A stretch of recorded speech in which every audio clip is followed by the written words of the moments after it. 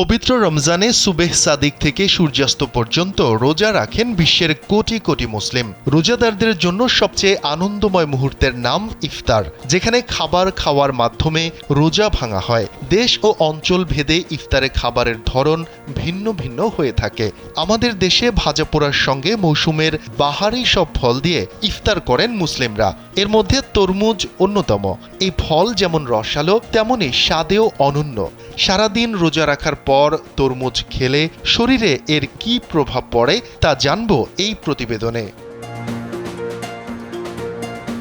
তরমুজে পটাশিয়ামের পাশাপাশি ইলেকট্রোলাইটও থাকে, যা সঠিক তারল্য ভারসাম্য বজায় রাখতে সহায়তা করে। স্যান্ডেলিনা সো, রূপচর্চায় আভিজাত্য এবং পেশির কার্যকারিতায় সহায়তা করে থাকে এই রসালো ফল। তাই ইফতারে তরমুজ রাখতেই পারেন।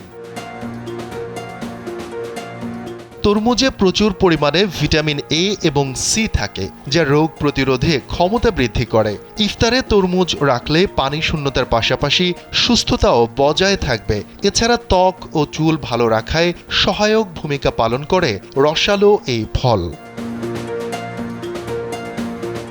রোজায় দীর্ঘ সময় খাবার খাওয়া থেকে বিরত থাকায় আমাদের শরীর পানি শূন্য হয়ে পড়ে। তাই ইফতারের সময় তরমুজ খেলে সেই ঘাটতি অনেকাংশে পূরণ করা সম্ভব। সেই সঙ্গে পূরণ হয় পুষ্টির ঘাটতিও।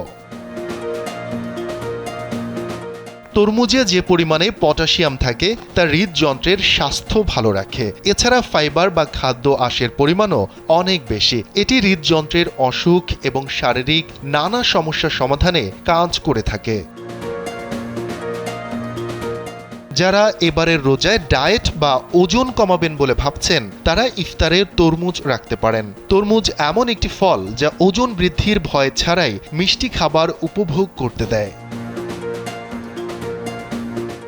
তবে তরমুজ অতিরিক্ত পরিমাণে খেলে অনেকের পেটেই অস্বস্তি হয়, গ্যাস হয়, কোনো কোনো ক্ষেত্রে ডায়রিয়া হতে পারে, হঠাৎ ব্লাড সুগার অনেক বেশি বেড়ে যেতে পারে। তরমুজের মধ্যে যে চিনি থাকে তার নাম সরবিটল এবং তরমুজের যে রং লাইকোপেন নামক পদার্থ থেকে আসে, এই দুটোর কারণেই এসব সমস্যা হয়। তাই পুষ্টিবিদরা একেবারে অনেক বেশি পরিমাণে না খেয়ে পরিমিত পরিমাণে তরমুজ খাওয়ার পরামর্শ দিয়ে থাকেন।